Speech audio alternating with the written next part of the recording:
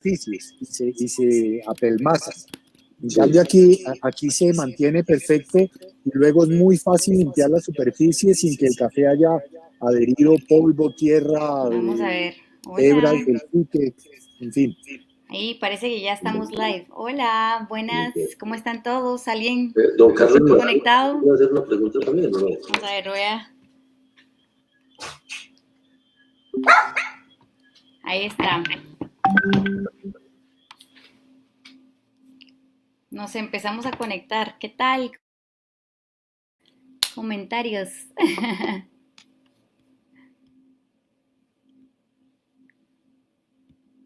Bienvenidos a nuestro live de hoy. ¿Me escuchan? A ver, quisiera que me ayuden con los comentarios para ver cómo están, si me escuchan, si nos vemos bien, nos ven por ahí. Vamos a ver. Ahí estamos.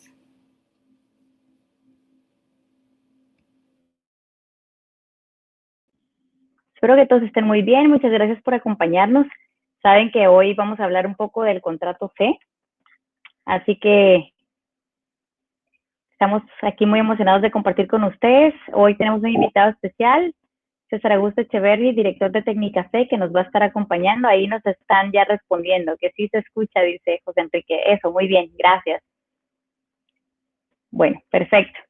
Entonces, vamos a ver, como algunos de ustedes me acompañaron la vez pasada, se recordarán que la vez pasada tuve un poco de problema con la conexión en el tema de técnico y como ven ahora ya estamos aquí súper bien con toda la transmisión, ¿ok? Entonces voy a buscar mi presentación para que hablemos nuestra presentación de hoy y le voy a dar un minutito mientras al ingeniero César Augusto que nos cuente un poquito sobre él, Técnica C, y un poquito sobre su historia. Les voy a contar también ahí un poquito de el libro que acaba de escribir.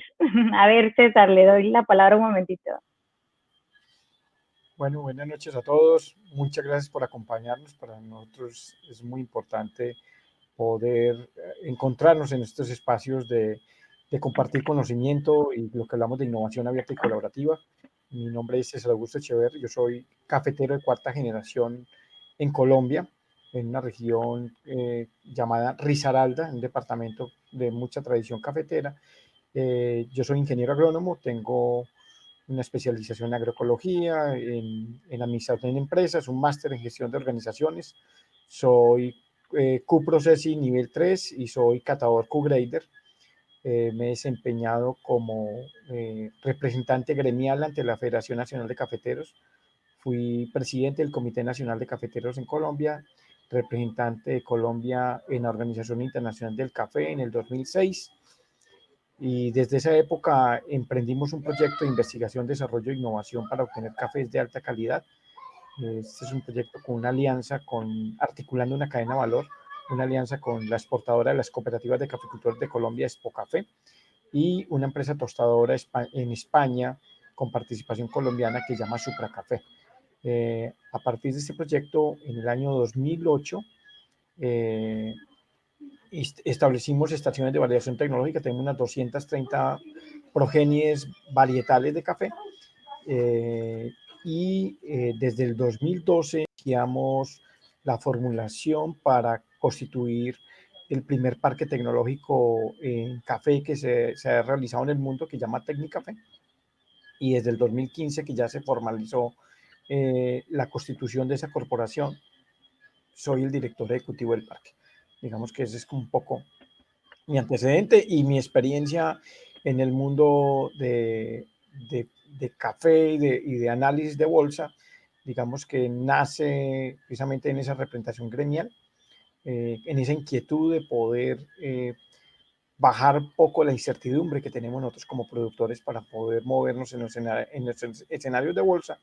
Y por eso, desde el 2003 vengo experimentando yo como productor, haciendo coberturas, haciendo fijaciones de mi café y de mis cosechas en la bolsa. Yo creo que llevo unos 17 años haciendo esta experiencia y bueno, eso es de pronto un poco mi experiencia. No soy un experto, pero pues intento por lo menos mantenerme actualizado y mantenerme al tanto de lo que pasa, el comportamiento de la bolsa y hacer análisis gráfico de la misma. Gracias, Stephanie, Excelente, muchas gracias. Muchas gracias por la introducción y definitivamente, como ven, pues aquí estamos con el propósito de compartir con ustedes y que ustedes también planteen sus preguntas. Les vamos a hacer una pequeña introducción. Yo voy a hacer ahorita una pequeña introducción al tema de los futuros y forwards y luego el Inge nos va a acompañar para hablar un poquito del análisis técnico, que como él bien comenta, pues algunos de ustedes siguen algunos de los chats donde estamos en WhatsApp, que algunos los promueve Perfect Degree Grind y hay otros proyectos. Entonces él a veces comparte ahí sus comentarios de análisis, ¿verdad? Nos comparte pues su visión del mercado y creo que es súper importante este tipo de actividades donde compartimos porque es la única forma de aprender, ¿verdad? Hay personas que tendrán un poco de conocimiento más avanzado del análisis técnico. Obviamente aquí lo que se trata es que nosotros entendamos que estas herramientas son accesibles, no son imposibles de entender, pero si queremos entenderlas tenemos que dedicar cierto tiempo a poder, pues obviamente estudiar sobre ellas, comprender más allá de qué quieren decir y no solo simplemente verlas como algo tan lejano que es como, ay, nunca voy a entender la bolsa, ¿verdad? Que es lo que queremos como romper, esa creencia de que la bolsa es como si fuera algo que está por allá y que definitivamente es imposible acceder. No, al contrario, es algo que todos podemos acceder, todos podemos estudiarlo, todos podemos aprenderlo y creo que definitivamente es algo clave para dejar de sentirnos como víctimas de los precios, ¿verdad? Sino al contrario, tomar control y saber por qué se mueven, cómo se mueven, etcétera, y qué podemos hacer al respecto para usarlos de alguna manera a nuestro favor. Entonces voy a empezar aquí con esta presentación hablándoles un poquito nada más de los contratos forward. Entonces, vamos a ver si se ve por acá, ahí está. Bueno, primero que todo es importante no confundir los conceptos cuando hablamos de futuros, ¿verdad? De los derivados del café, el contrato de futuro como tal y los contratos forward. Hay un contrato que se llama, a ver, ahí nos van saludando, saludos. Los contratos forward o contratos de entrega a futuro, pues es un tipo de contrato que surgió a finales de 1800 cuando pues el comercio de café de alguna manera estaba creciendo bastante, pero todavía no estaba de alguna manera tan regulado, ¿verdad? Entonces había muchas personas que generaban compromisos de entrega de café y luego había problemas con incumplimientos, entonces empezó a surgir esta herramienta de contrato forward o de entrega futura, donde de alguna manera tanto el comprador como el vendedor trataban de cubrirse teniendo ya un precio establecido y un mes de entrega en el que se iba pues a hacer válido ese contrato, digamos, y con eso trataban de proteger de alguna manera el precio y que no fuera tanta la fluctuación en el precio físico, ¿verdad? Cuando hablamos de contrato forward, estamos hablando únicamente del café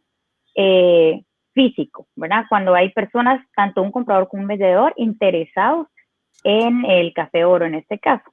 Entonces, un contrato forward refleja una transacción de compra-venta, como les digo, donde hay un interés real en el producto físico, que eso es lo que diferencia de alguna manera también los futuros, ¿verdad?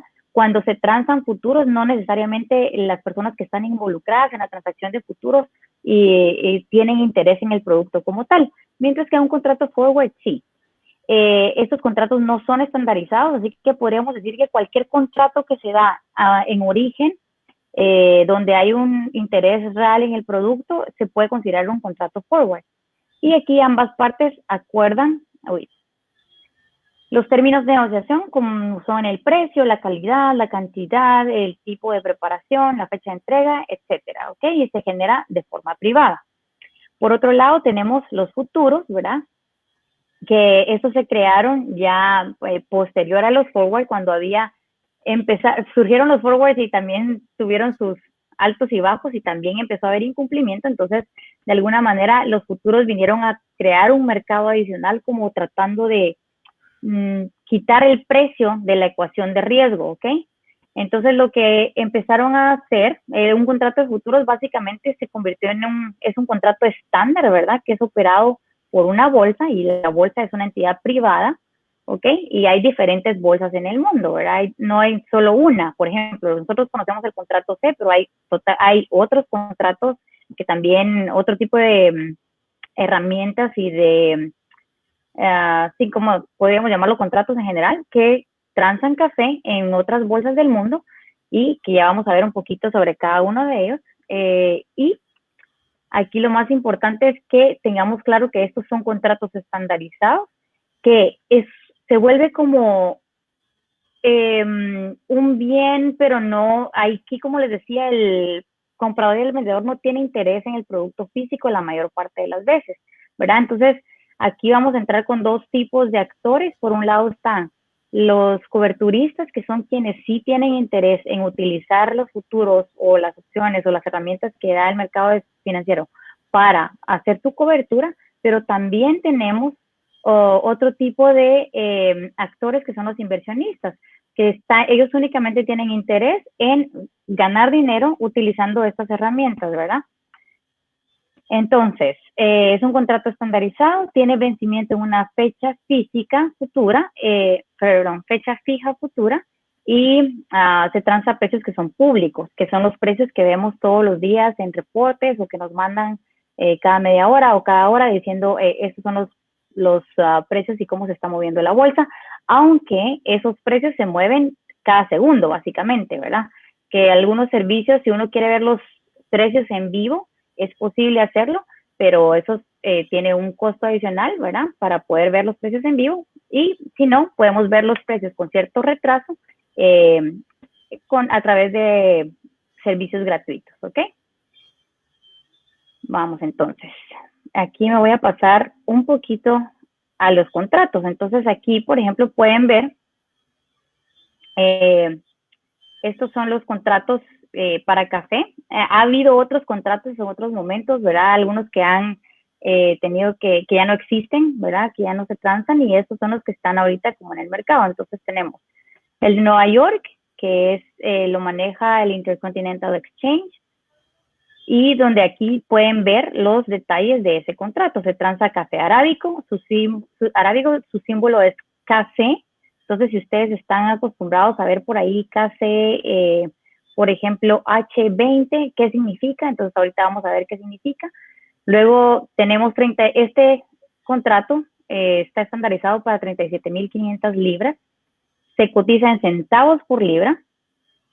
Sus meses o posiciones de entrega son marzo, que se identifica con la letra H, mayo con la letra K, julio con la letra N, septiembre con la letra U y diciembre con la letra Z.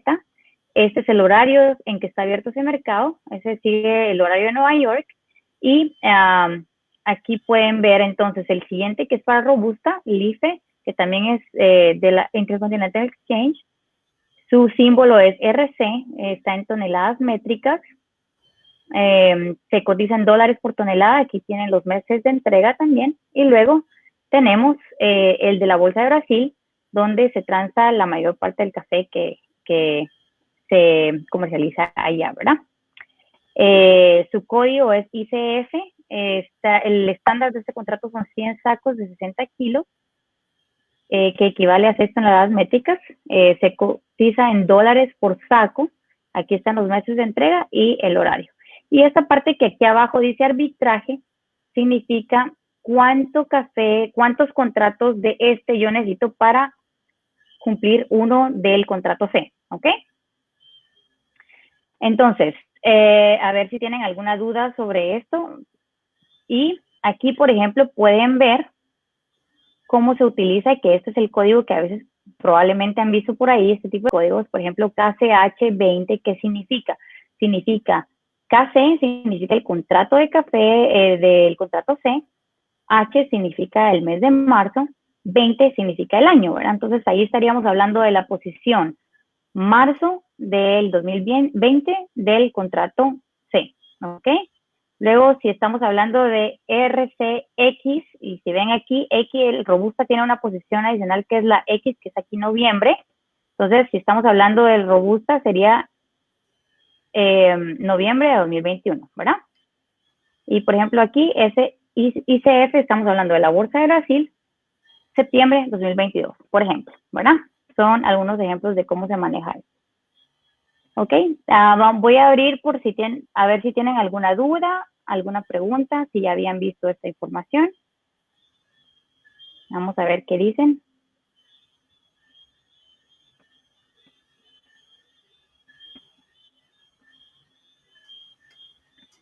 A ver, nada, no hay comentarios todavía. Bueno, aquí el principio cuando se operan, por ejemplo, futuros en la bolsa, es básicamente lo mismo que hacemos siempre en cualquier negociación, ¿verdad? Buscamos comprar a un precio y vender más alto, ¿verdad? Lo único que pasa con los futuros es que no necesariamente necesitas comprar primero y vender después, sino puedes ganar también vendiendo antes y luego comprando, o todo el tema es tratar de generar un margen entre la compra y la venta, ¿ok? Entonces, básicamente la cobertura de futuros lo que implica, si nosotros somos vendedores de café, la forma en que cubrimos es replicando esa operación en la bolsa. Entonces, por ejemplo, si nosotros somos un productor que queremos hacer cobertura financiera y queremos cubrir nuestro producto con un futuro, lo que hacemos es vender, ¿ok? Si yo soy un comprador entonces, de café físico que quiero cubrir mi riesgo, entonces lo que hago es comprar un contrato, ¿ok? Entonces, básicamente, lo que hago es replicar esa acción.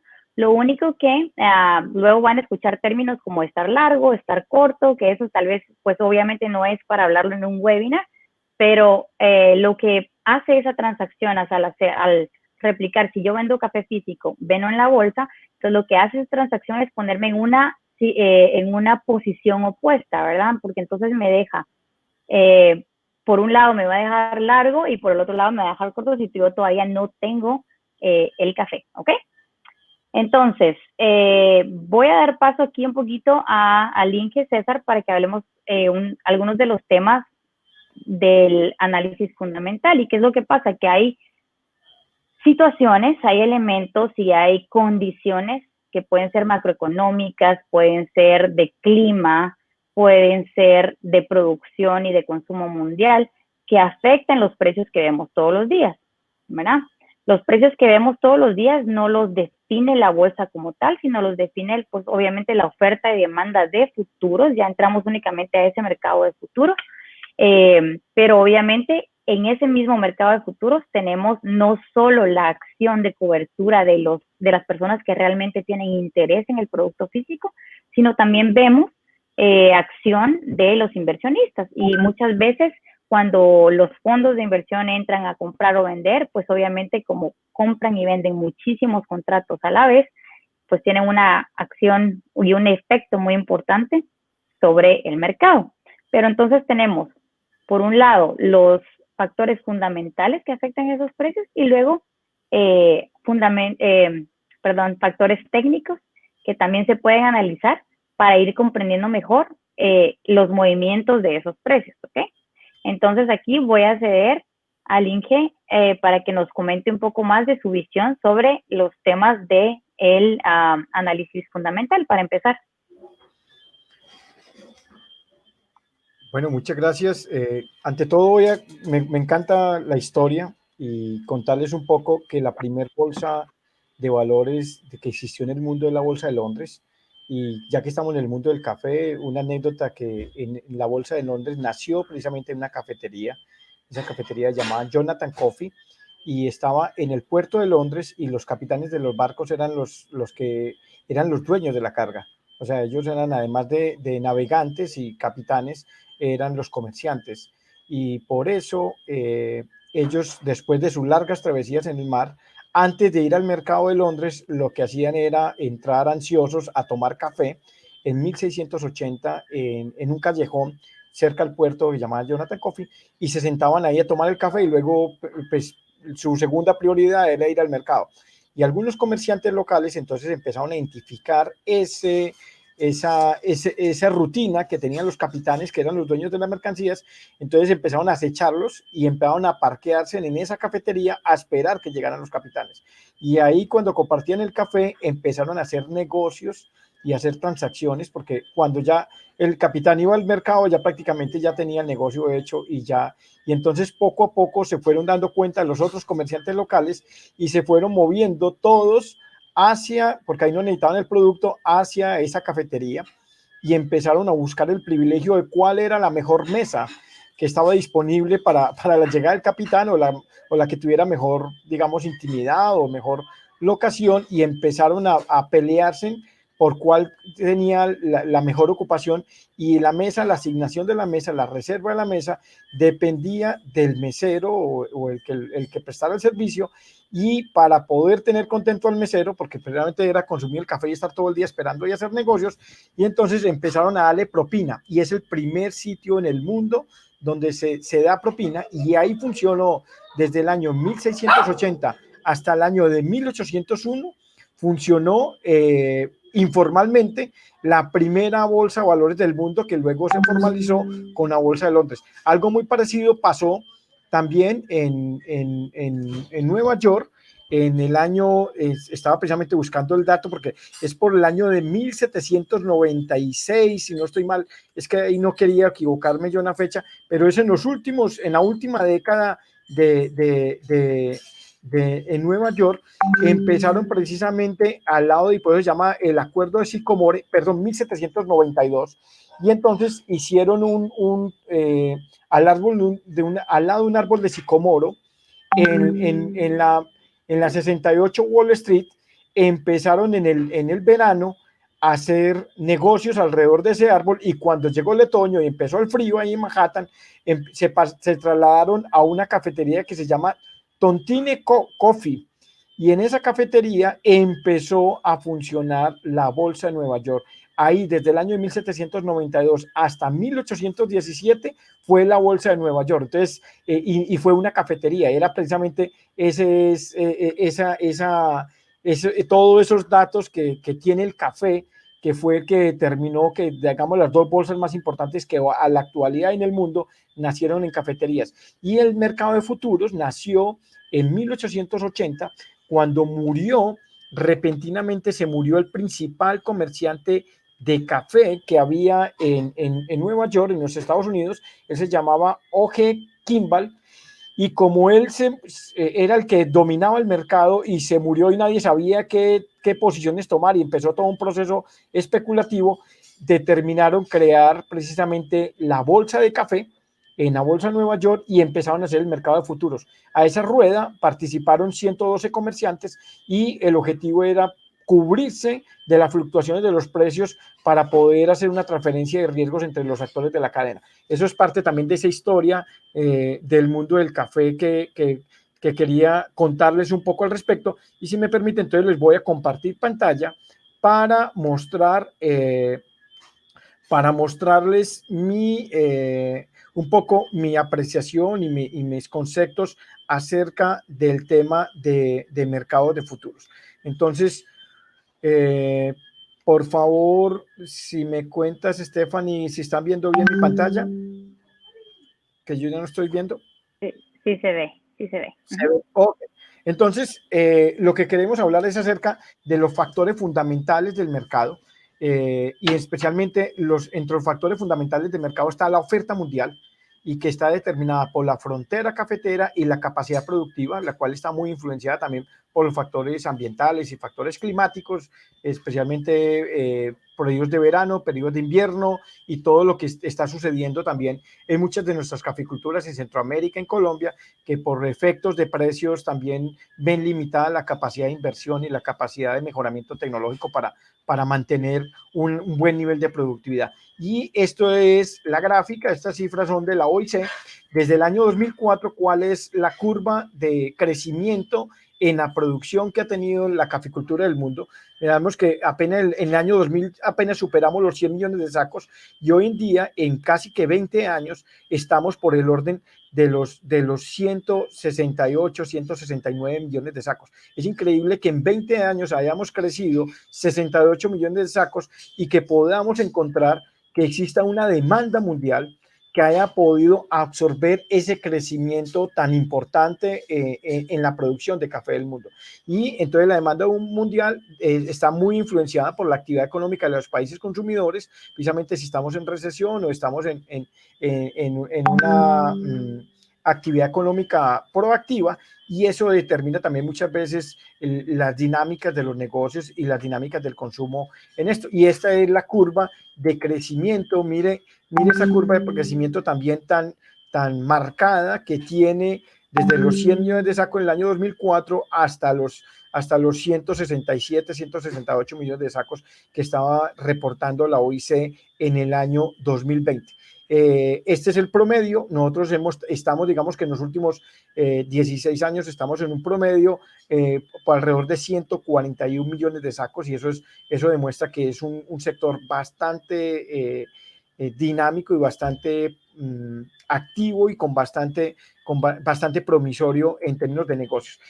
Pero entonces el otro factor fundamental que tenemos que estudiar nosotros son los balances entre la oferta y la demanda y los inventarios globales, porque entonces ahí es donde terminamos dándonos cuenta en últimas cuál es la cantidad de producto disponible, porque eso también es un factor clave para poder encontrar el determinante de precio.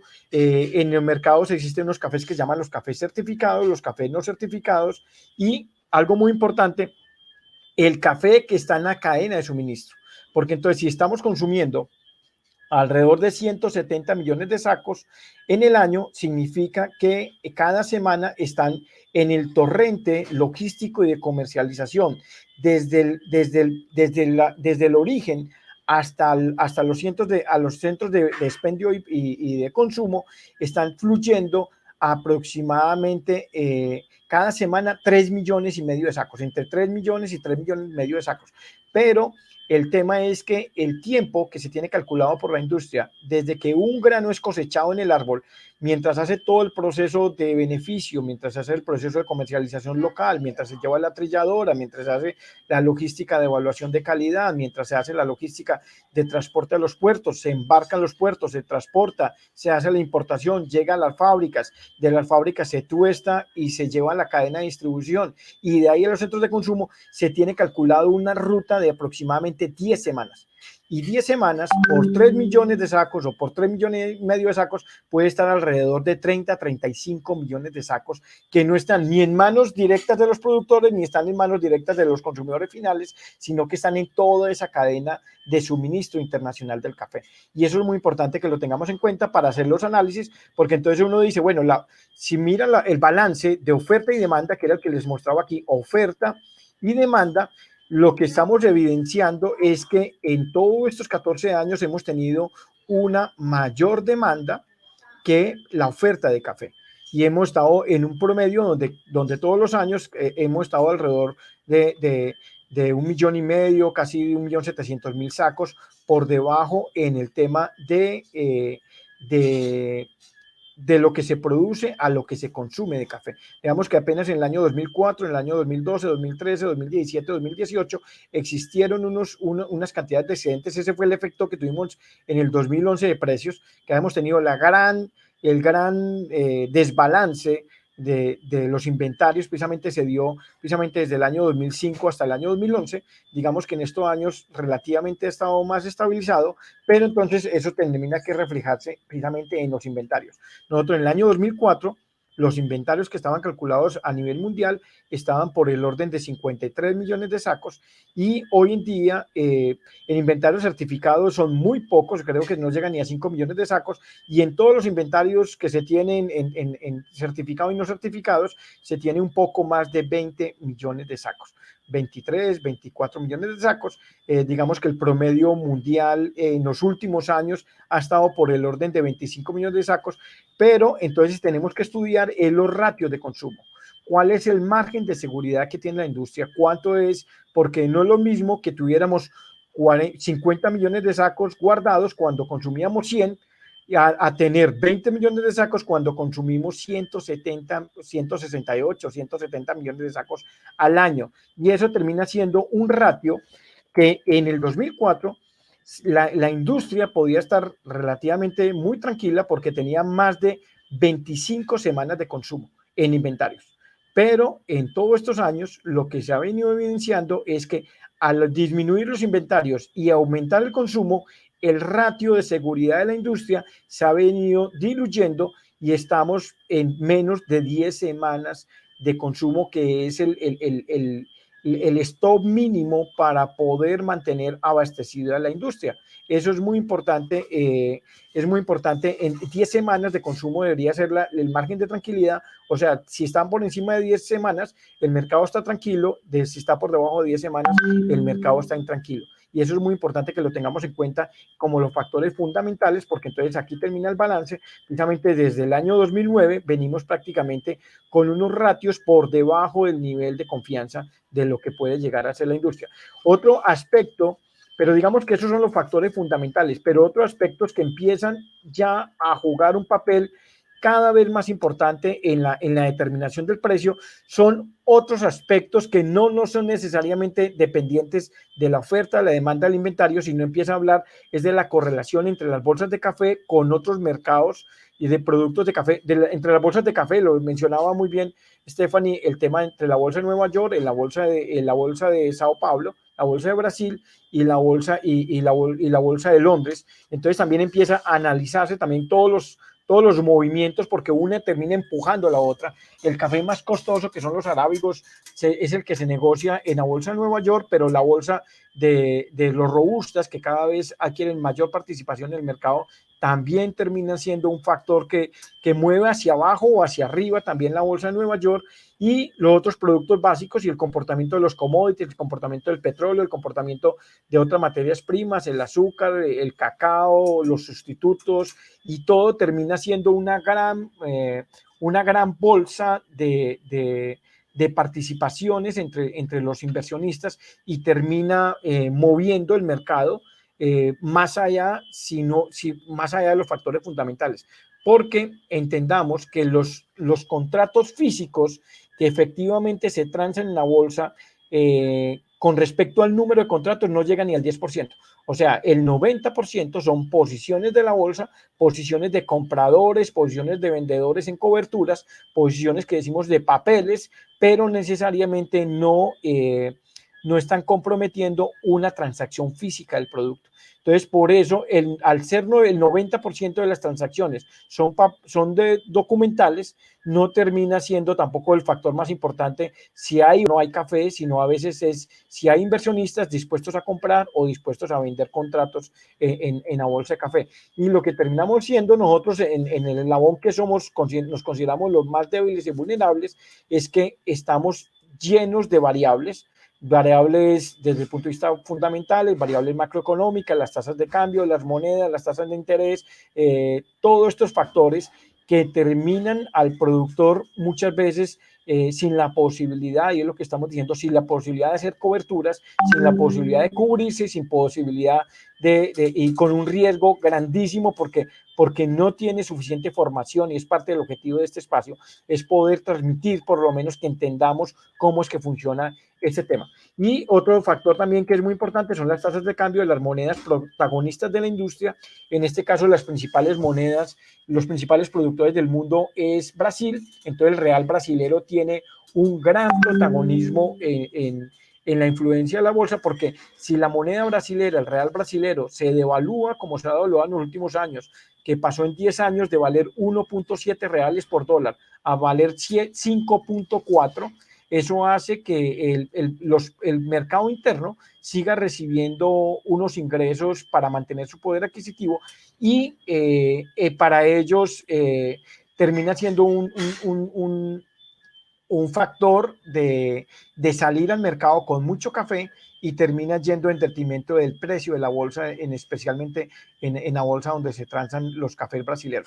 Igual sucede también con los cafés de Vietnam, que es una moneda también que tiene una política de devaluación. Colombia, con su peso colombiano, también mantiene un ritmo de devaluación no tan fuerte como el real brasilero, pero termina siendo la competitividad también de las monedas un factor determinante para mover las bolsas internacionales. O sea, que cuando el real brasilero se revalúa, automáticamente, no dependiendo si hay o no hay café, hace que el precio del café suba porque se limita la oferta o el número de contratos que el origen Brasil saca a presentar al mercado. Entonces, lo que terminamos viendo nosotros es que estamos en un gran casino. Las bolsas internacionales se comportan como un casino con todas las ruedas de negocios y ruedas de inversión, donde prácticamente se han sentado allí una cantidad de apostadores y donde nosotros como productores, digamos que vamos a jugar sin entender claramente cuáles son las reglas del mercado, cuáles son las reglas del juego, cómo es el comportamiento de este tipo de cosas, porque aquí entonces determinan también los fondos de inversión, si los fondos de inversión están entrando a las bolsas de commodities o a las bolsas de tecnología o están yendo a las monedas o están yendo al oro, y ya no nos importa, ya no depende, como le digo, si son actores, los verdaderos actores comerciales de la bolsa, sino que son actores no comerciales que terminan moviendo el precio y terminamos jugando nosotros en una ruleta que no sabemos. Todos los días nos levantamos los productores sin saber a qué precio vamos a vender nuestro producto.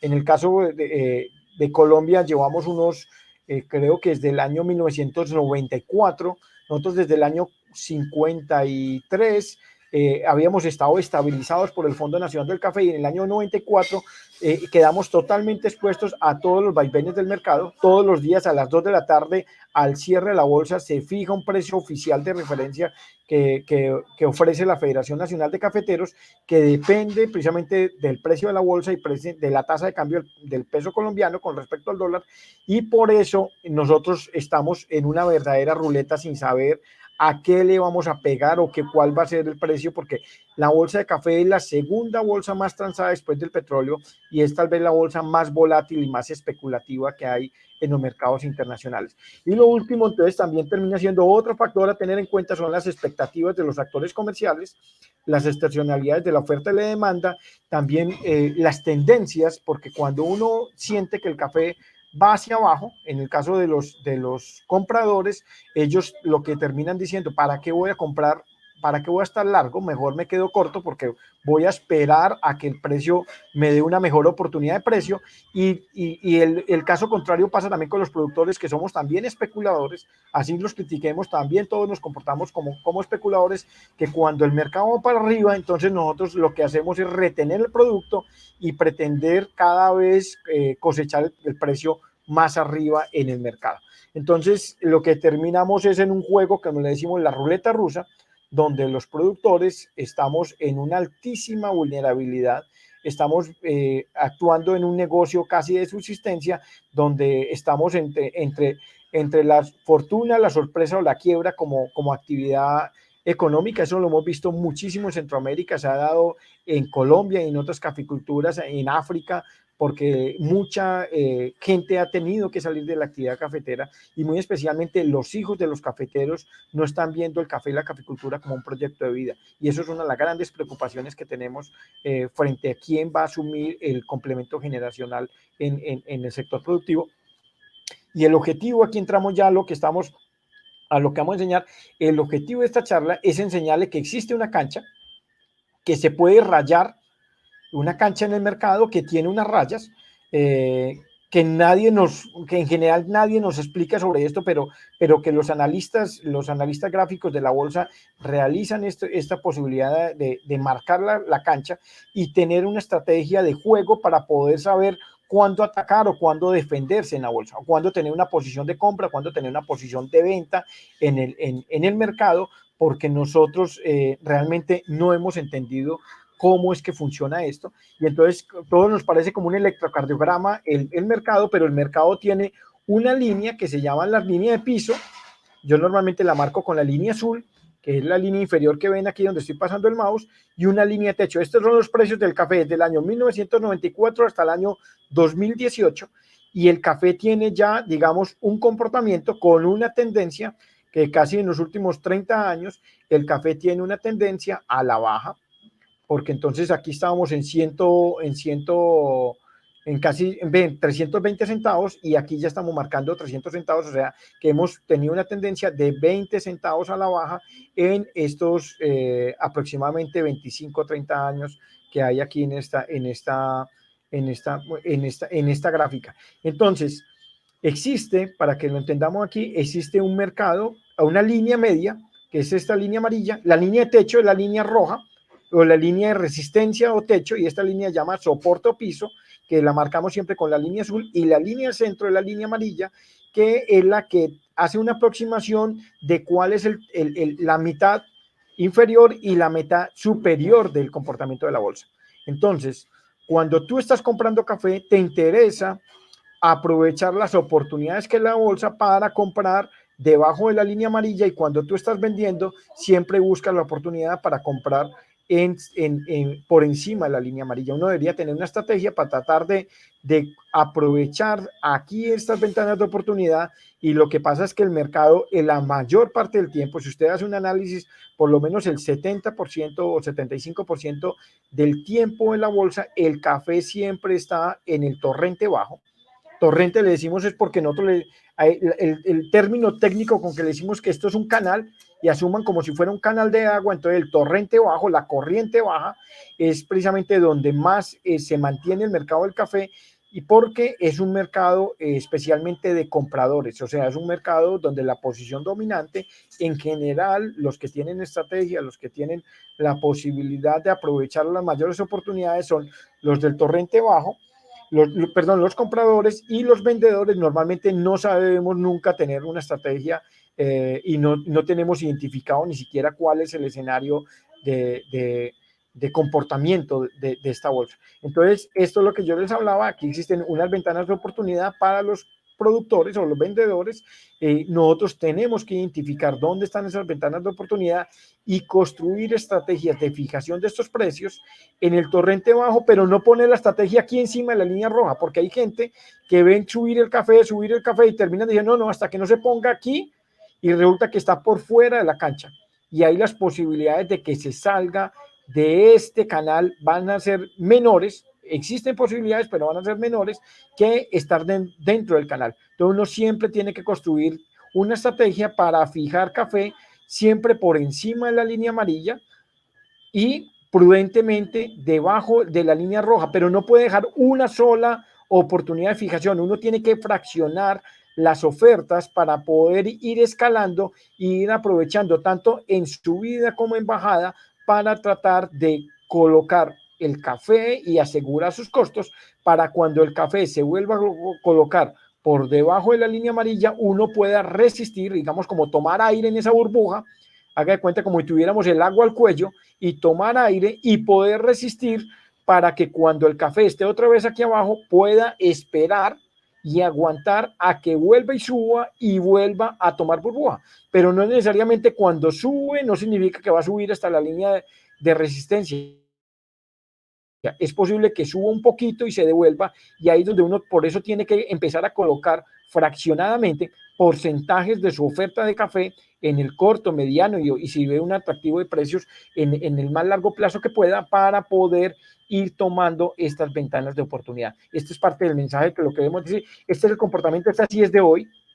Este es el cierre de hoy. La bolsa de hoy cerró a 131.58, y este es precisamente el comportamiento del precio del café desde el año 2011, que fue el último gran precio que nosotros tuvimos cuando tuvimos un poco más de $3 por libra, y el comportamiento fue una permanente caída, casi que llevábamos 9 años en permanente caída, cayendo.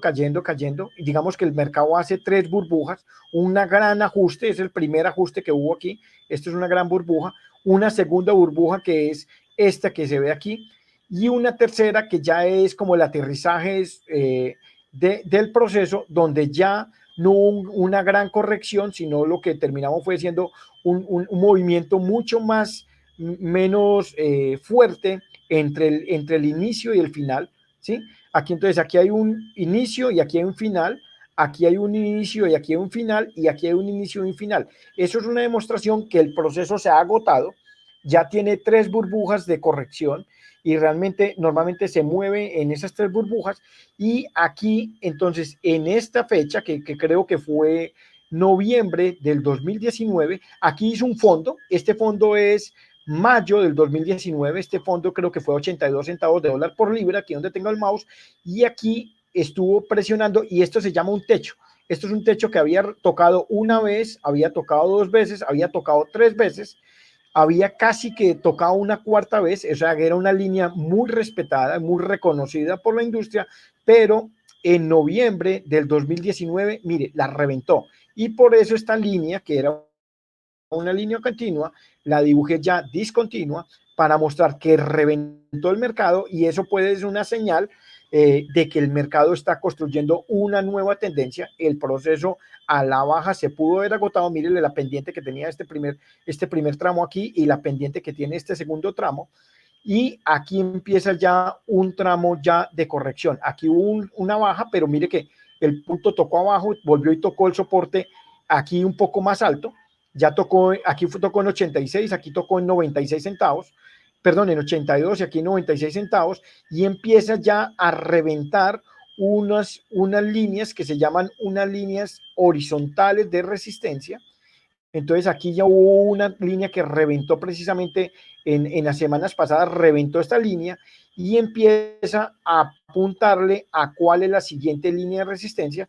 En la medida que las líneas se van haciendo más altas y van haciendo una cresta más grande, termina siendo más fuertes y más, es un reto más grande poder llegar al mercado y muchas veces llega ahí y si no es suficientemente fuerte se devuelve a encontrar nuevamente la línea de soporte. Aquí tenemos una línea más fuerte de soporte y tenemos una línea más débil de soporte que les voy a mostrar en este momento. Este es el canal del mercado ya desde diciembre del 2018, perdón, desde enero del 2018, donde es lo que llamamos el canal de mediano plazo. Este es la misma línea, pero aquí en este pedazo lo que estoy haciendo es un zoom al análisis de tendencia. Este es el canal de mediano plazo. Aquí está pintado precisamente la línea de soporte azul, la línea de resistencia o techo roja y la línea amarilla que va definiendo cuál es el torrente bajo y cuál es el torrente alto del mercado. Lo que vemos es que empezó aquí en enero del 2018, tocó aquí en mayo del 2019, tocó otra vez techo en diciembre del 2019 y volvió y tocó ahora en junio del 2020 el fondo.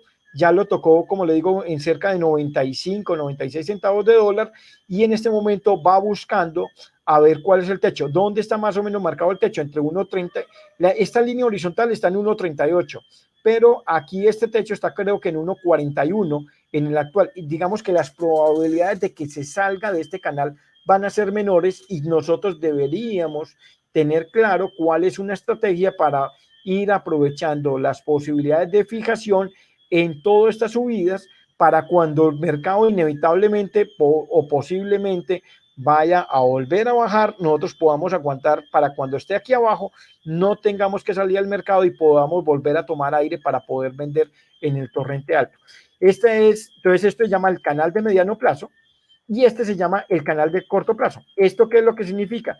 Aquí atrás estaba mostrando desde enero del 2018, aquí ya estoy mostrando desde abril del 2020, digamos marzo, precisamente aquí arranca marzo, abril, donde estaba el mercado cuando empezó toda la crisis del COVID, el mercado empezó a corregir hacia abajo, abajo, tocó junio, que tocó, le digo, que tocó como 95 centavos, aquí estoy viendo que tocó 94, 95 centavos, y desde junio, cuando empieza a haber reactivación económica y empieza a haber apertura de mercados y empieza también la estacionalidad y también los efectos de las noticias climáticas de Brasil, empieza también a haber una línea de crecimiento. Esto se llama un canal de corto plazo que está encontrando aquí ya un techo y que es posiblemente que ya empieza a mostrar una señal, por lo menos el comportamiento de hoy. El café cuando está verde significa que abrió aquí y cerró más alto del punto de apertura. El día de hoy, ese fue el comportamiento del día de ayer, el día de hoy abrió aquí arriba y se movió hasta acá abajo, eso se llama la sombra, esto se llama un análisis de velas, y entonces llegó a estar aquí en 1.27 y al final del día fue recuperando y cerró en 1.31. Esto relativamente es un buen síntoma porque no cerró a donde llegó hasta en el comportamiento y es posible que mañana no se dé una corrección tan fuerte a la baja. Es posible, pero pues eso es una bola de cristal, pero es posible que por este análisis de que estuvo más abajo y al final del día empezó a recuperar, esto de alguna manera le puede dar confianza al mercado para que sea un poco positivo. Entonces aquí precisamente esto se llama la sombra de la vela. Hubo sombra hacia arriba y hubo sombra hacia abajo, principalmente hacia abajo, pero el mercado hizo un ajuste, y muy importante, de todas maneras el cierre termina siendo el cierre al nivel de donde estuvo hace 2 días y estuvo hace 3 días y casi que estuvo al principio de semana. O sea que el mercado de todas maneras sigue siendo fuerte y sigue siendo sostenido en el tema, y lo que nosotros necesitamos decirles es que tenemos que aprender a navegar sobre las olas. Es como cuando vamos al mar y empezamos a jugar con las olas. Nosotros tenemos que aprender a montarnos en las olas. Las olas son estas crestas, estas olas, tenemos que montarnos en las olas, en cada cresta es posible que nos vamos teniendo estrategia para irnos montando y poder dejar de tragar agua, porque lo que nos está pasando como productores es que estamos a ciegas, como pegándole a la piñata, bregándole a ver cómo le pegamos al mercado con los ojos totalmente vendados. Entonces, para poder hacer este tema de cosas, nosotros primero tenemos que conocer nuestros costos, porque la verdad es que como productores no tenemos conocimiento de nuestras empresas, no tenemos estructura de costos fijos, estructura de costos variables, de los costos directos, indirectos, tangibles, intangibles. Entonces, si usted no sabe a cómo produce, nunca logra a veces encontrar a cómo vender su café. Pues tenemos que determinar precisamente cuál es nuestra estructura, los costos fijos, los costos variables, el nivel de producción, y cuáles son nuestros costos para poder nosotros de esa manera poder construir una estrategia. Nosotros necesitamos tener una cuantificación estadística del potencial productivo y sus ratios de distribución y calidad, porque nosotros tenemos que complementarnos con la entrega de un producto en un tiempo determinado, en una calidad determinada, y nosotros tenemos que tener esa certeza para poder asegurar el cumplimiento de un contrato. Entonces también ahí es prudente también uno no vender ni el 120% ni el 100%, y ojalá, yo creo que es prudente dejar entre un 75 y un 80% máximo de venta de nuestro producto para tener un margen de maniobra por cualquier evento climático o por cualquier imprevisto que pueda haber en nuestro sistema productivo. Y lo que terminamos diciendo, esto en Colombia le decimos parqués, yo no sé cómo le dirán en Centroamérica, hay gente que le dice parchís, y es aprender a jugar de piedra en piedra, aprender no a jugar con una sola ficha, sino tener muchas fichas, tener 5 o 10 fichas para poder, o 12 fichas para poder mover todas las fichas, y que todo número que le caigan los dados le sirva para brincar de piedra en piedra y no estar expuesto con una sola ficha al mercado, a lo que le caiga, a la suerte de lo que caiga el mercado todos los días, sino lo que necesitamos es que uno pueda tener posiciones para irse fijando en diferentes niveles y ir pudiendo disminuir la vulnerabilidad y el riesgo. Necesitamos construir un modelo de rentabilidad objetivo donde nosotros tengamos a qué le estamos apuntando, que sepamos cuál es nuestro objetivo en rentabilidad, que es posible que no le peguemos todos al 10, pero es posible que le peguemos al 9, al 8, y si nos toca pegarle al 7, pero no que estemos sin tener claro para dónde es que vamos nosotros, cuál es nuestra estrategia de negociación. Nosotros tenemos que tener una estrategia escrita de fijación porcentual y mensual para la generación de un promedio al alza.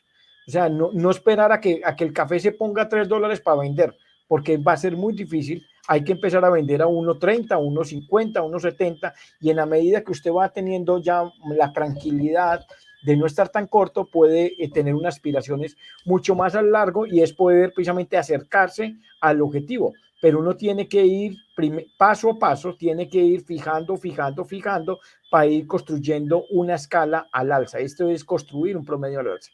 Esto es tener claro el objetivo y tener claro cuál es la estrategia. Necesitamos también generar comunicación efectiva con la cadena.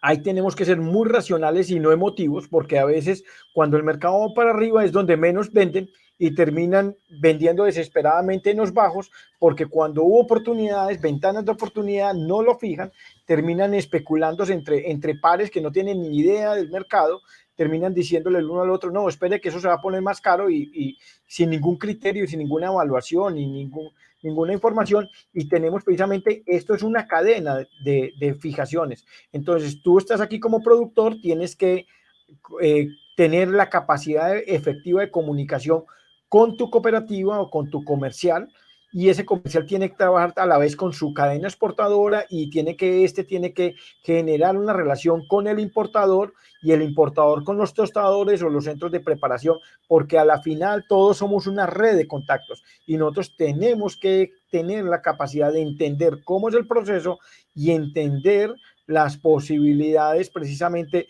de poder garantizar la fijación de nuestros negocios, porque lo que existe una gran dificultades de comunicación y de lenguaje al respecto de esto, y nosotros tenemos que tener garantías de confiabilidad y confianza.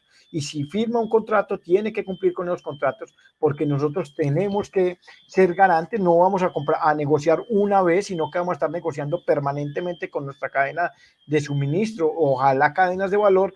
Tenemos que estar haciendo negociaciones para poder generar el valor compartido y poder a nivel de conclusiones, para terminar, nosotros, quien no sabe dónde está ubicado, nunca sabrá para dónde va. Y lo que primero le tenemos que invitar a todos es que conozcamos bien qué es lo que tenemos, cuáles son nuestros objetivos, cuáles son tenemos que analizar, estudiar y conocer nuestras empresas, nuestros escenarios de riesgo para gestionar las contingencias, para poder garantizar sostenibilidad, y oportunidades sin fijación en términos de cobertura son humo. Mucha gente se queda lamentándose, rascándose la cabeza, diciendo por qué no vendí en esta oportunidad, y digamos que para especular se pueden dejar las utilidades, pero nunca los costos, porque ganando dinero nadie se quiebra. El mayor riesgo que tenemos es que no estemos siquiera cubiertos al nivel de costos, y la invitación es a todos a que permanentemente tengamos un enfoque administrativo y gerencial para nuestras empresas cafeteras y nuestras empresas agropecuarias. Bueno, hasta aquí voy a dejar de compartir para poder que podamos entrar a la parte de preguntas y comentarios. Buenísimo, muchas gracias, César. Entonces, un par de comentarios ahí. Primero, como bien decíamos, el tema de las monedas, ¿verdad? Es un tema muy importante en la tasa de cambio. Por ejemplo, Brasil, que recientemente estamos hablando de la devaluación del real, ellos ahorita están teniendo casi precios récord en sus cosechas por la misma devaluación, ¿verdad? Entonces, aunque la bolsa se mantiene en un nivel que no parece tan favorable, cuando hablamos ya de la política económica del país, obviamente, pues son otras las condiciones. Entonces ahí, pues también entender cuál es nuestra posición como país en los mercados, ¿verdad? Yo creo que, pues obviamente sabemos la importancia en los temas de arábigos de Brasil, de Colombia, dónde estamos el resto de países, ¿verdad? Dónde está Guatemala, dónde está Nicaragua, Honduras, el resto de países, todos los que producimos suaves. También tenemos que considerar que aunque nosotros nuestra visión muchas veces es solo nuestro país, ¿verdad? Nosotros vemos si la cosecha está bien o no está bien, pero pensamos muchas veces que solo tiene que ver con Guatemala. Pero no, realmente es que los tostadores grandes utilizan muchos cafés como sustitutos, ¿verdad? Muchos cafés, por ejemplo, un Colombia con un Guatemala, con un Costa Rica, a veces un tostador grande puede jugar con esos orígenes muy bien, y obviamente va a apostar al que sea más barato, ¿verdad? Entonces, por eso es que necesitamos aprender de estas herramientas, a utilizarlas, porque debido a que somos a veces, algunos de nuestros países tan pequeños en producción, no tenemos tanta incidencia. Digamos, una sequía en Brasil no es lo mismo que una sequía en Guatemala, ¿verdad? El precio, una sequía en Guatemala, el precio no pasa nada. Una sequía en Brasil, entonces ya vemos que los precios reaccionan. Entonces, eso también es importante considerarlo. Cuando no tenemos esa capacidad de impactar el mercado porque no tenemos el volumen, tenemos que aprender a jugar con las reglas que el mercado nos da. Y por eso es lo importante, como decía César, entender la cancha, entender qué se puede hacer y qué no se puede hacer, y apostarle a tener cubiertos nuestros costos, a promediar, a saber a dónde vamos y a dónde le estamos apuntando. Como ustedes pueden ver, otra cosa es que la bolsa, las posiciones, pues van casi ahí 2 años adelante, ¿verdad? Ahorita estamos viendo septiembre 2020, pero también está activo ya septiembre 2022. esa es otra cosa que es importante saber, ¿verdad? Que uno como al hacer cobertura, uno puede hacer cobertura en meses lejanos, definitivamente, o sea, y es aprovechar esas burbujas, como dice César, para poder tener una estrategia de qué vamos a seguir haciendo para no quedarnos sin aire en el camino. Entonces había un par de preguntas. Por ejemplo, decía Nehemías Sánchez, cuando se refieren a la cantidad de volumen, es decir, cada contrato es por el volumen establecido. Sí, Nehemías, o sea, los contratos, cuando hablamos de futuros, ya tienen su estándar, ¿verdad? Entonces, por ejemplo, un contrato en el contrato C equivale a 37.500 libras y así es, ¿verdad? Obviamente, cuando uno está haciendo cobertura, uno debería, si yo estoy cubriendo un futuro, en teoría estoy tratando de cubrir la misma cantidad en físico, ¿verdad? Que hay otras variables en el tema de coberturas, sí las hay, pero si uno está haciendo netamente cobertura, uno debería tratar de cubrir la misma cantidad de café. ¿Qué otra cosa preguntaba Oscar? Esto funciona en cafés comerciales y en diferenciados. Y ahí tal vez yo voy a emitir mi opinión y a ver qué dice César. Yo pienso, y se los digo también desde el punto de vista que estoy aquí en Estados Unidos viendo el comercio y viendo la cantidad de café que hay puesta aquí también, y es que los cafés especiales cada vez, aunque tienen un precio diferenciado, cada vez se van pegando también al movimiento de bolsa. ¿Por qué? Porque si la bolsa está abajo, entra al mercado una gran cantidad de cafés muy buenos a precios súper baratos. Entonces, aunque quiera o no, si su relación con el tostador o con su comprador no es tan sólida, su comprador puede decir, bueno, ¿para qué le voy a pagar $3.50 si yo puedo conseguir un café similar a $2.10 puesto aquí, ¿verdad? Entonces, ¿ahí qué opina usted, César, en cuanto a la relación cafés especiales y bolsa? No, yo creo que a la final termina siendo un efecto, sí, hay un reflejo y una correlación porque todos los actores en la industria terminan mirando, digamos, hacia reojo, mirando lo que está ocurriendo en la bolsa, pero de todas maneras, cuando tú estás trabajando, rompiendo lo que llamamos las cadenas de suministro y creando relaciones de cooperación, confianza, de posicionamiento, de diferenciación con clientes, cada vez termina siendo menos dependiente del precio de la bolsa. Yo creo porque ellos también terminan diciéndole, no, es que yo no puedo pagarle un precio a usted astronómico porque mis competidores también van a bajar el precio y me van a hacer una competencia y me quitan los clientes porque ellos van a sacar promociones o pueden sacar cosas. Pero cada vez intentamos de que haya menos dependencia de esos aspectos y en el caso nuestro, nosotros estamos enfocados en temas de cafés especiales. Lo que estamos diciéndole es, tenemos que aprender a navegar en esas aguas turbulentas de la bolsa para tomar aire y poder, porque yo termino diciendo, eso es un remolino especulativo que nos va arrastrando y permítame decirlo, yo siento que nos va a tragar a los productores si no nosotros no aprendemos a mover, a nadar en esas aguas turbulentas, pero mientras eso tenemos que ir a la final es cómo nos salimos de ese remolino. Entonces tenemos que nadar ahí, tenemos que aprender a fijar, tenemos que aprender a salir mientras cogemos fuerza para salirnos a unas aguas más tranquilas, a construir un nuevo océano azul, lo que hablamos de la estrategia del océano azul, para crear relaciones de cooperación, confianza y sobre todo de agregación de valor, porque la especulación se hace en el mercado de materias primas, en el café verde, pero digamos que en otros eslabones, ya en el café procesado, en el café tostado, realmente no existen todos esos movimientos tan volátiles y tan especulativos y creemos que nosotros estamos en un escenario el más confuso y el más complicado para poder garantizar sobrevivencia. Entonces, yo les digo a los productores en Colombia, solo de nosotros depende cuándo saldremos a vender café, a quién le vendemos el café, a qué precio le vendemos el café y cuándo lo vamos a vender.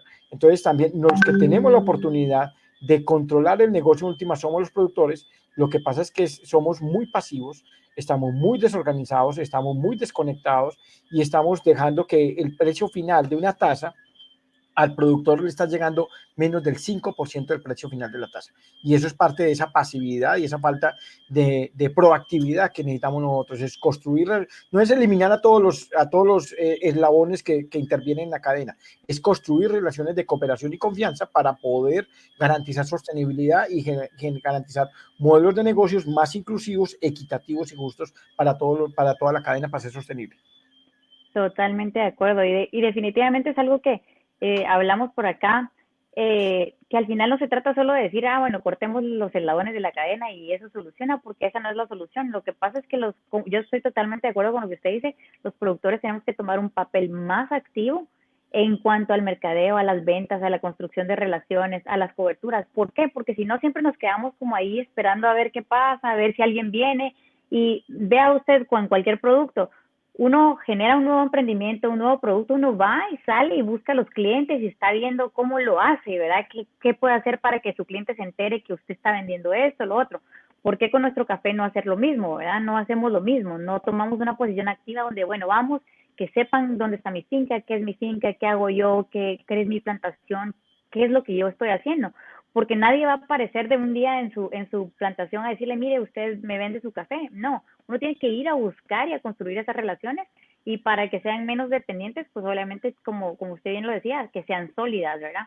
Aquí nos preguntan que por qué se llama el contrato C, si la asignación dice en bolsa para referir especialmente al café, o existe contrato AB. Se llaman C porque viene de centrales, ¿verdad? Porque fue diseñado para empezar a cubrir la cobertura de los cafés centrales, y en eso entramos todos los que son al final suaves, ¿verdad? Arábigas, lavados, que son los que se transan contra este contrato C. ¿Okay? ¿Alguna otra pregunta, alguien? Yo sé que al final que ahorita es el espacio abierto para preguntas, así que es el momento de que aprovechen sus preguntas en los comentarios. Yo sé que al final, muchas veces cuando nos enfrentamos y empezamos a ver el análisis técnico, como les decía, pareciera como si fuera ahí un monstruo que no se puede entender ni dónde empieza ni dónde termina, pero realmente sí sí hay una forma de entenderlo. O sea, sí, obviamente, como decía César, no hay una bola de cristal para uno saber, el precio va a subir o va a bajar mañana, pero sí hay tendencias, sí hay acciones que se pueden tomar, hay estrategias. Lo que decíamos, una de las estrategias es ir promediando, ¿verdad? Obviamente, ir promediando, ir poniendo, pues yo no me voy a esperar a que llegue hasta el 170 para vender, pero voy a poner una en 150 y una en 170, y si pega la de 170, está bien, pero ya tengo esta de 150 asegurada, ¿verdad? O cosas así. Entonces, obviamente los promedios es una estrategia, se pueden hacer coberturas con opciones, que es un poco más barato, es otro tipo de estrategia también. Se pueden hacer ventas un poco más, digamos, técnicas tal vez un poco más avanzadas, ¿verdad? Como ventas variables, etcétera, donde uno pues se asegura un piso, pero también puede participar de alguna manera si hay una subida inesperada al mercado. O sea, cómo irse cubriendo. Hay muchas técnicas y muchos tipos de cómo crear una estrategia que uno puede hacer utilizando tanto los futuros como las opciones, que son los más utilizados, aunque hay otros instrumentos, ¿verdad? Como también estábamos hablando del tipo de cambio en una conversación que teníamos con César el otro día, hablando de, bueno, a veces uno se cubre en los futuros y opciones de café, etcétera, pero deja por un lado el tipo de cambio, y luego el tipo de cambio se voltea y te viene a arruinar toda la estrategia que tenías. Entonces también obviamente hay que considerar esos factores. Y bueno, no hay más preguntas, están todos muy calladitos. A ver, ¿alguna otra pregunta antes de que cerremos? ¿Qué les pareció la presentación de hoy? A ver si alguien ahí nos hacen, aunque sea comentarios, si no tienen muchas dudas. Vamos a ir hablando más adelante de otros temas relacionados con el contrato C, con las coberturas. También, como les conté, la próxima semana, no la que viene, pero la siguiente, el 21, vamos a ver, aquí dice alguien, debemos empezar a educar al productor, enseñarle el valor que tiene su producto en el mercado nacional e internacional, y educar a las nuevas generaciones. Cambiar el chip y darle valor agregado al café. Correcto, sí. Como estábamos hablando, ¿verdad? Apostarle a calidad, pero también a nuestro conocimiento de cómo mercadear y cómo vender, y cómo dejar de estar en este círculo donde solo nos estamos ahí sintiendo atropellados por los precios todo el tiempo. Les estaba diciendo, el 21 vamos a tener el webinar de ese día. A partir de la próxima semana lo voy a pasar a los días lunes, porque estoy teniendo unos compromisos los días martes y jueves. Entonces los lunes, dentro de 2 lunes, vamos a hablar sobre tener una invitada, una persona de ventas de una importadora aquí en Estados Unidos, que tiene una contraparte en origen, que es exportadora, Entonces ellos nos van a contar un poco de cómo armar una cadena de comercio directo a través de, por ejemplo, importador, exportador en este caso, ¿verdad? Y algunos tips en los temas de ventas y en los temas de lo que se necesita para exportar café en microlotes o lotes pequeños, ¿verdad? A ver, Iliana dice, los productores deben aprender principalmente a conocer sus costos de producción, así como los costos de comercialización, para establecer un precio piso que les pueda cubrir. Correcto. Al no saberlo, se convierten en competencia entre productores, pues venden sus cafés a precios de bolsa, que bien sabemos que no cubren los costos y no aprovechan el gran valor que podría aprovechar para hacer cafés diferenciados. Por eso es importante compartir. Sí, correcto, Eliana. Muchas gracias por su comentario. Sandra pregunta, ¿cómo ir haciendo el proceso para empezar a cambiar? Yo creo que ahí ya César dio un buen mapa, ¿verdad? Conocer los costos. ¿Qué más decía César?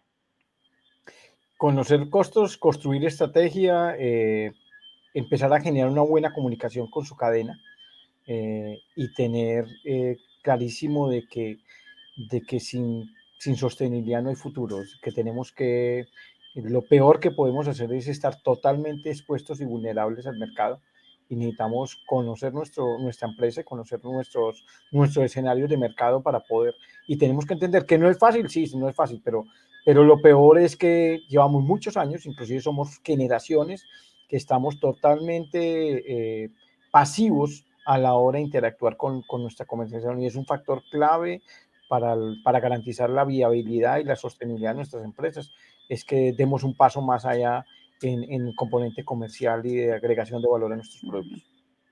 Totalmente. Aquí Oscar dice, ¿existen diferenciales de acuerdo a los mercados, es decir, mercado americano, europeo, etcétera? Diferenciales, me imagino que estamos hablando en cuanto al precio bolsa más el diferencial. No precisamente existen por mercado, pero definitivamente, más que todo por origen, se manejan ciertos diferenciales en experiencia por la calidad, ¿verdad? Dependiendo de qué calidad, hay un premio o un castigo en el tema de los diferenciales. Y obviamente hay mercados mucho más agresivos que otros, ¿verdad? Por ejemplo, también esto desde mi experiencia, por ejemplo, en el mercado alemán, que antes era un mercado muy importante para Guatemala, ahora ya no es un mercado con tanta importancia porque mucha de su compra lo movieron hacia Honduras, por ejemplo. ¿Por qué? Porque tenían un diferencial mucho más barato y ellos necesitaban precios como más competitivos. Entonces, ahí hubo sustitución básicamente de un café por el otro, ¿verdad? Entonces, como les digo, hay mercados que son como mucho más agresivos, podríamos decir, en el sentido de presionar a la baja, pues, ¿verdad?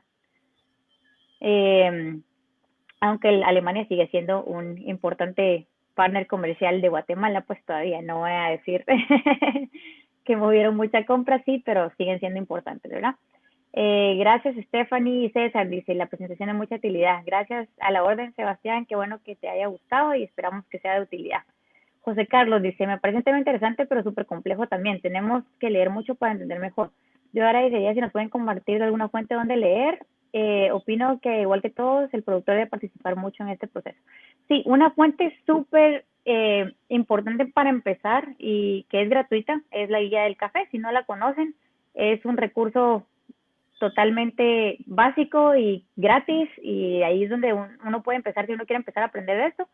La guía de café tiene de todo, ¿verdad? Tiene exportación, tiene importación, tiene bolsa, entonces se las voy a buscar y les voy a poner aquí el link. Ese es un recurso creado por el ITC, el International Trade Center, y es un recurso súper bueno que está en línea y también tiene una versión impresa. Ok, vamos, ahorita se los pongo por acá. Luego, a ver, Irene, muchas gracias. Se quedó aquí. Irene, gracias, dice, felicitaciones, excelente presentación. Es un recordatorio de lo que debemos hacer los productores. Gracias, Irene. Camilo, gracias por los comentarios. Lorenzo, gracias. Ok, ya no hay más preguntas. Vamos cerrando entonces. Les voy a dejar aquí la guía del café. Les voy a poner aquí en los comentarios. Ahí busquen ahorita. Les va a aparecer el link, ¿ok? No sé, algunas palabras de cierre, César. No, darte las gracias e invitarlos de verdad que cambiemos un poco de actitud, de que pasemos de la pasividad a la proactividad, de que invitarlos a que, verdad, construyamos precisamente todos estos escenarios y que tejamos la red.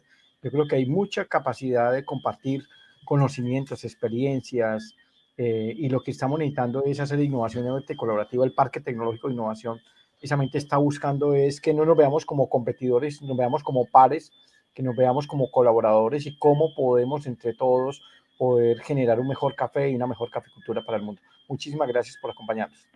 Gracias por el tiempo y por el espacio y por acompañarnos aquí. Y espero que definitivamente esto sea de mucha utilidad. Recuerden que esta presentación va a estar disponible en nuestra página de Facebook por un par de días y luego la vamos a mover al espacio privado para que siempre tengan acceso.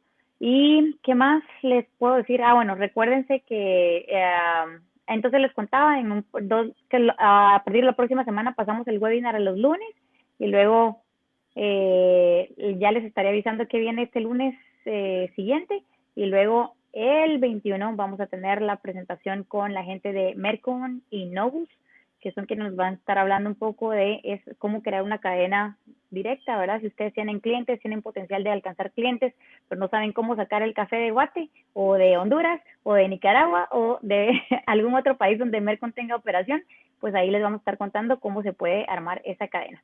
¿Ok? Gracias y gracias César por acompañarnos.